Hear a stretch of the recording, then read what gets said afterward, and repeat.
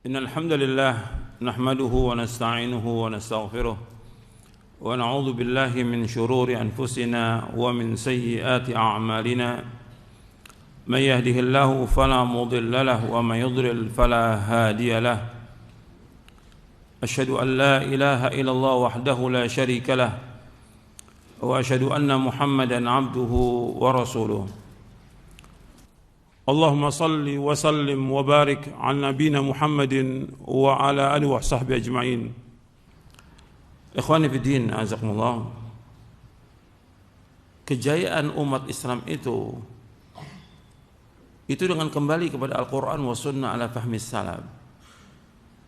Kejayaan umat Islam itu yaitu dengan melaksanakan tauhid, menjauhkan syirik, dengan melaksanakan sunnah, menjauhkan bid'ah, dengan tetap istiqamah di atas sunnah Nabi SAW. Jadi kejayaan Islam itu bukan dengan perbuatan syirik dan bid'ah. Islam gak akan jaya dengan bid'ah. Jadi harus kembali kepada agama. Agama ini yaitu Al-Quran wa sunnah ala fahmi salaf.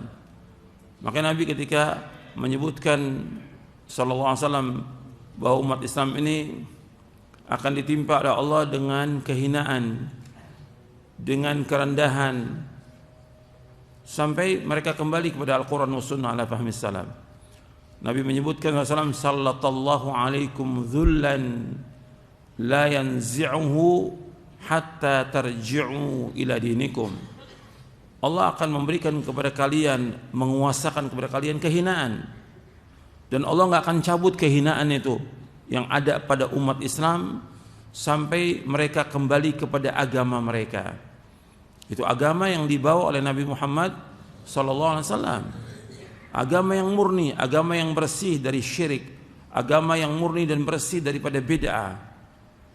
Maka Nabi menyebutkan SAW dalam hadis yang sahih di dalam Sunan Ibnu Majah dalam muqaddimahnya, disebutkan taraktukum ala mithlil bayda lailuha kanahariha la yazighu anha ba'di illa halik.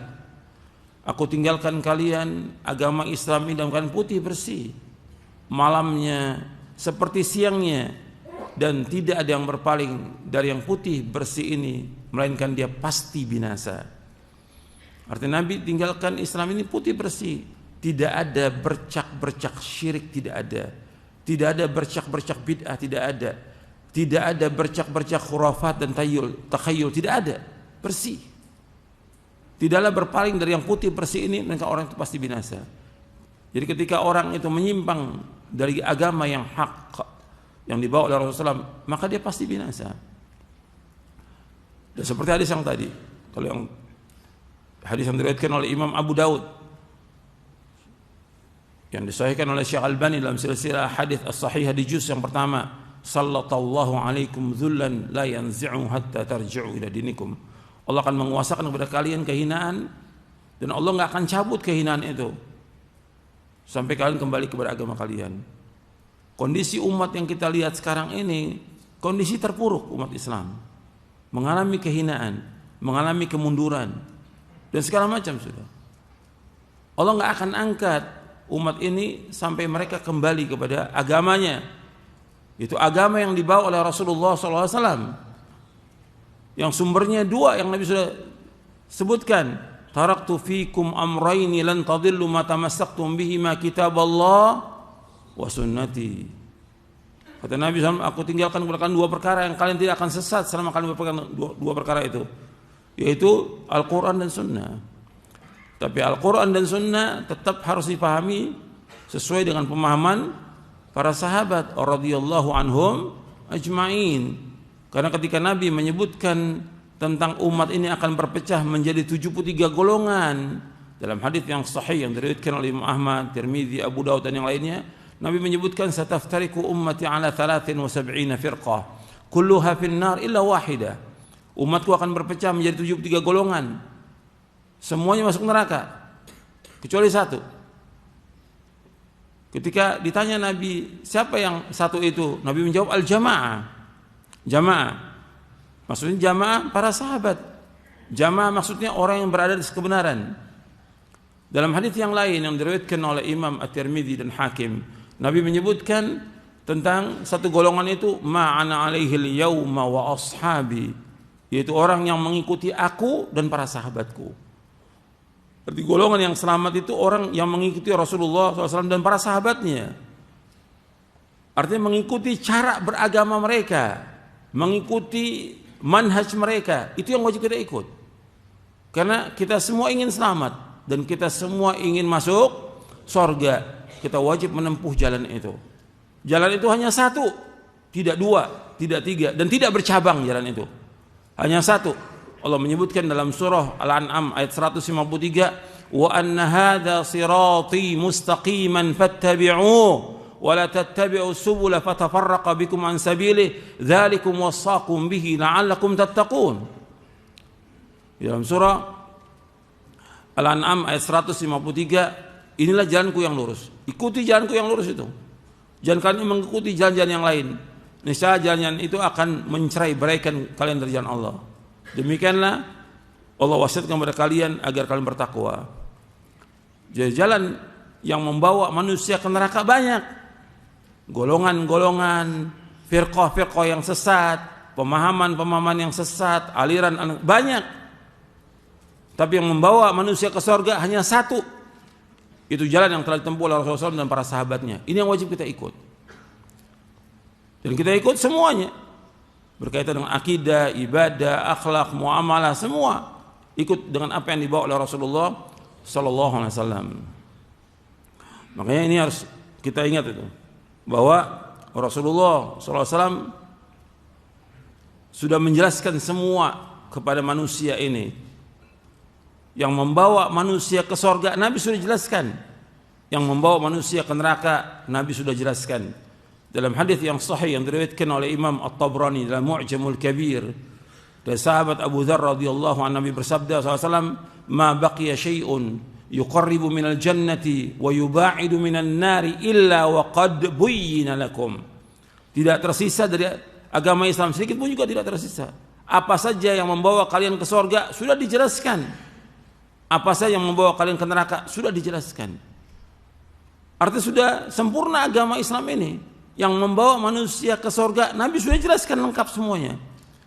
Yang membawa manusia ke neraka Nabi sudah jelaskan lengkap semuanya. Jadi nggak ada lagi yang tersisa dari agama ini. Kewajiban kita sebagai umat Nabi Muhammad SAW, apa kewajibannya? Ittiba'. Kalau kita mengatakan kita cinta kepada Nabi Muhammad SAW, kewajiban kita untuk ittiba' kepada beliau.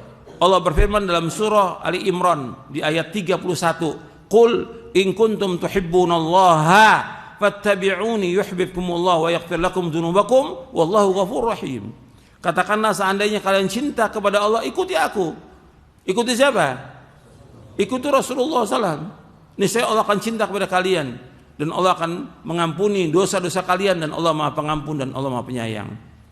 Disuruh mengikuti Rasulullah. Kalau kalian cinta kepada Allah, ikuti aku. Kewajiban kita mengikuti Nabi Muhammad SAW, tidak mengikuti yang lain. Kita wajib ittiba' kepada Rasulullah SAW, tidak mengikuti yang lain. Ketika manusia mengikuti yang lain, apakah dia seorang ustadz, kiai, habib, tokoh-tokoh masyarakat, atau pembesar-pembesar, atau penguasanya, maka mereka akan sesat dan akan menyesal nanti. Allah menyebutkan di dalam akhir surah Al-Ahzab, Allah sebutkan di dalam surah Al-Ahzab di akhir di ayat 66, 67, 68, Allah menyebutkan yauma tuqallabu wujuhum fin nari yaquluna ya laitana ata'na Allah wa ata'na ar-rasula. Pada hari yang dibolak-balikan wajah mereka di dalam neraka, mereka berkata, ya laitana, alangkah menyesalnya kami. Kenapa kami enggak taat dulu kepada Allah dan Rasulnya? Wa qalu, Rabbana inna ata'na sadatana wa kubara'ana fa'adhalluna sabila. Mereka berkata, wahai Rabb kami, sesungguhnya kami dulu di dunia ini mentaati tokoh-tokoh kami, pemimpin-pemimpin kami dan pembesar-pembesar kami, fa'adhalluna sabila, mereka semua menyesatkan kami jalan Allah. Kemudian kata mereka apa? Rabbana atihim di'faini minal azabi wal'anhum la'nan kabira. Ya Allah, berikanlah kepada mereka 2 kali lipat azab dan laknat mereka dengan laknat yang besar. Enggak ada manfaatnya lagi penyesalan. Sudah masuk ke dalam neraka. Nauzubillah nasallallahu alaihi. Kenapa dulunya mereka taat kepada siapa? Taat kepada tokoh-tokoh masyarakat, kepada pembesar-pembesar. Mereka ikut apa kata mereka, menyesal. Kenapa mereka enggak taat kepada Allah dan Rasulnya? Kan mereka mengatakan di sini, ya laitana ata'na Allah wa ata'na Rasula. Ya laitana. Sungguh celaka kami, sungguh kami menyesal